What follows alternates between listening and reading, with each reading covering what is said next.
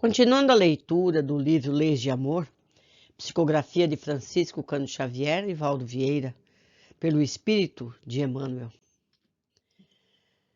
Consequências do passado. Como podemos compreender os resultados de nossas existências anteriores? Resposta. Para compreender os resultados das existências anteriores, baste o homem observe as próprias tendências, oportunidades, lutas e provas. Então, meus amigos, vamos analisar nossas atitudes, nossas opiniões, nossa tendência pela pacificação? Somos pessoas que colaboram? Como julgamos as atitudes dos outros? Pois a tendência é julgarmos segundo as nossas próprias tendências. Devemos ouvir as pessoas ao nosso redor. O que eles nos apontam? Eles acham que nós somos pessoas que estão sempre ajudando? Ou eles acham que a gente é egoísta? Eles acham que a gente é vingativo? É muito importante fazer essa pesquisa, para que a gente possa ter mais rapidez em nosso aperfeiçoamento espiritual. Questão 2. Como entender, na essência, as dívidas ou vantagens que trazemos de existências passadas? Resposta. Estudos que efetuamos corretamente, ainda que terminados a longo tempo, asseguram-nos títulos profissionais respeitáveis. Faltas praticadas deixam azeda sucata de dores na consciência, pedindo reparação. Se plantarmos preciosa árvore, desde muito é natural venhamos a surpreendê-la, carregada de utilidades e frutos para os outros e para nós. Se nos empenharmos num débito, é justo suportemos a preocupação de pagar. Meus amigos, é só a gente observar. Vejam, há pessoas que tudo é fácil, tudo vem, tudo acontece. As oportunidades são sempre boas. O que isso quer dizer? Que essa pessoa no passado, em vidas anteriores, foi colaborativa. Já outras, tudo é difícil, tudo é impedimento, tudo é atraso, tudo é empeço. Por quê? Porque em vidas anteriores, essa pessoa vivia amarrando a vida dos outros, prejudicando, atrasando, dificultando. Então, nós podemos fazer uma vida melhor na próxima, começando já, não é? Qual a lição que as horas nos ensinam? Meditemos na simples lição das horas. Comumente, durante a noite, o homem repousa e dorme. Em sobrevindo a manhã, desperta, levanta-se com os bens ou com os males que haja procurado para si mesmo no transcurso da véspera. Assim a vida e a morte, a lei da reencarnação que rege o destino. Então, nós já entendemos que a semeadura é livre, mas a colheita é obrigatória. Se não estamos bem com a vida que temos, melhor semear o que desejamos ter na próxima. Queremos ser mais ajudados? Ajudemos mais. Não é? Na vida tudo é consequência. Os atos bons têm boas consequências. Os atos maus têm más consequências. Não é? Questão 4. Qual a situação moral da alma no túmulo e no berço? Resposta. No túmulo, a alma, ainda vinculada ao crescimento evolutivo, entra na posse das alegrias e das dores que amontoou sobre a própria cabeça. No berço, acorda e retoma o arado da existência nos créditos que lhe cabe desenvolver e nos débitos que está compelida a resgatar. Vivemos numa escola, meus amigos. Temos a teoria nos planos espirituais e a gente vem aqui para a terra, para a carne, para exercitar o que aprendemos, não é?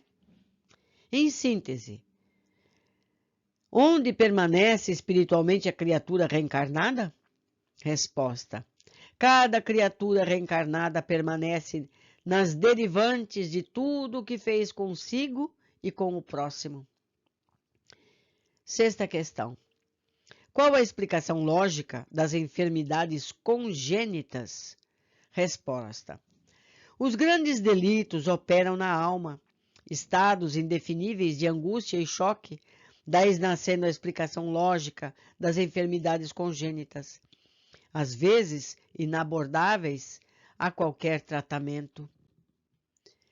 Eu recomendo a leitura do livro Perispírito e suas modelações, onde vemos, na primeira parte, a criação e evolução das espécies, mostrando a criação e desenvolvimento do perispírito. E na segunda parte, os danos que causamos ao nosso corpo espiritual por conta de nossos hábitos e atitudes. Esse livro pode facilmente ser encontrado na internet, em PDF ou aqui mesmo no canal. Eu já fiz a leitura dele e está disponível para todos que quiserem entender um pouco mais sobre o nosso corpo espiritual e as cicatrizes que trazemos e levamos de uma vida para outra. Questão 7. O que ocorre aos suicidas nas vidas ulteriores? Resposta.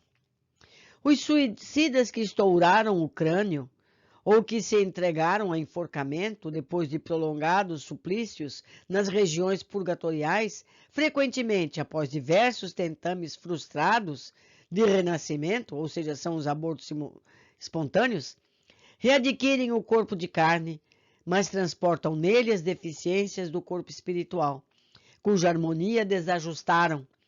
Nessa fase, exibem cérebros retardados ou moléstias nervosas obscuras. Então, meus amigos, nós podemos entender isso com o livro sugerido acima ou com outro, Memórias de um Suicida, também disponível aqui no canal. 8ª questão.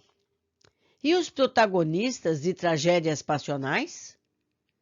Protagonistas de tragédias passionais, violentas e obscuras, criminosos de guerra, aproveitadores de lutas civis, que manejam a desordem para acobertar interesses escusos, exploradores do sofrimento humano, caluniadores empreiteiros do aborto ou da devassidão, malfeitores outros que a justiça do mundo não conseguiu cadastrar, voltam à reencarnação em tribulações compatíveis com os débitos que assumiram e, muitas vezes, junto de suas próprias vítimas, sob o mesmo teto, marcados por idênticos laços consanguíneos, tolerando-se mutuamente até a solução dos enigmas que criaram contra si mesmos. Atento ao reequilíbrio de que se veem necessitados, ou sofrem a pena do resgate, preciso em desastres dolorosos, integrando os quadros inquietantes dos acidentes em que se desdobra o resgate do espírito reencarnado, seja nos transes individuais ou nas provações coletivas. Meus amigos, mais uma vez nós entendemos que a semeadura é livre, mas a colheita é obrigatória. Os sábios aproveitam as oportunidades e saldam suas contas do passado com paciência e resignação, e digo mais, procurando não criar novas situações de dores para o futuro. Questão 9. E aos cúmplices dos erros e enganos? Resposta. As grandes dificuldades não caem exclusivamente sobre os suicidas e homicidas comuns. Quantos se fizeram instrumentos direto ou indireto das resoluções infelizes que adotaram, são impelidos a recebê-los nos próprios braços, ofertando-lhes o recinto doméstico por oficina de regeneração.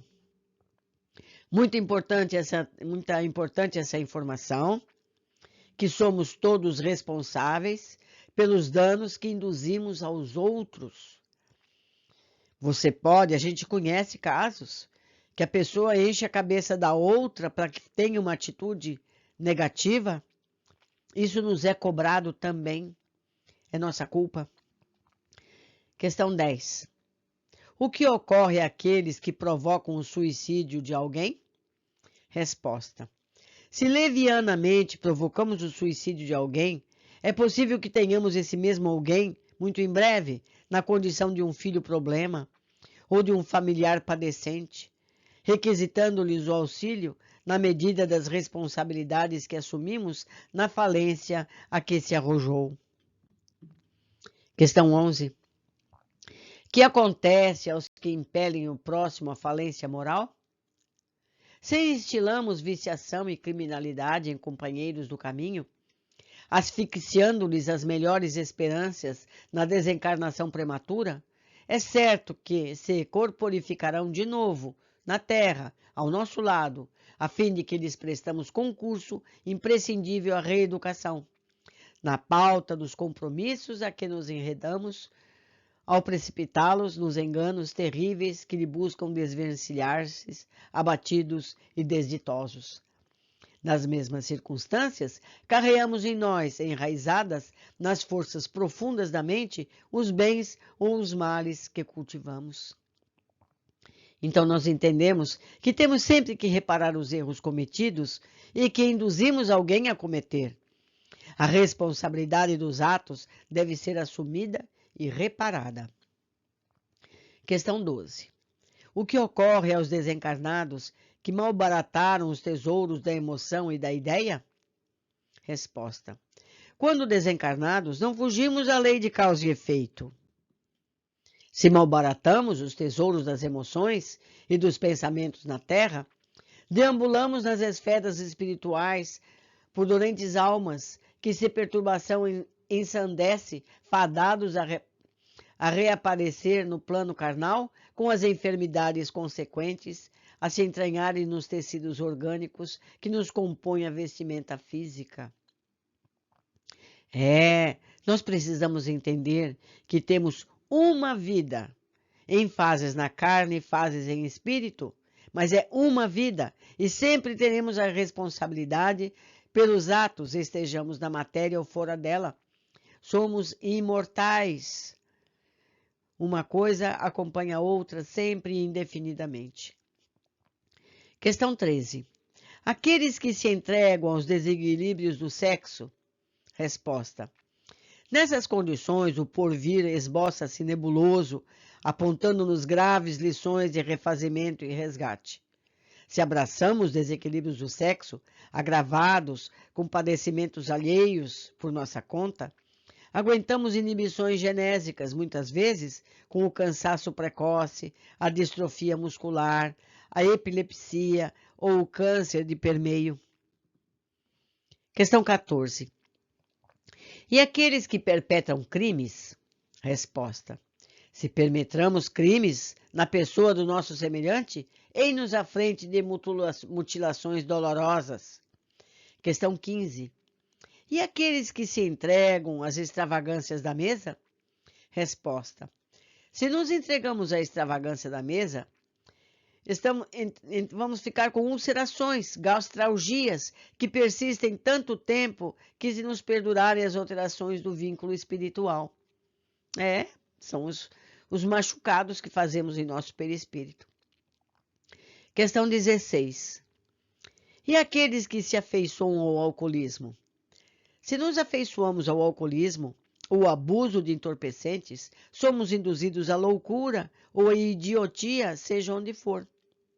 Então, nós concluímos que os danos ao perispírito permanecem e surgirão no novo corpo que está se formando.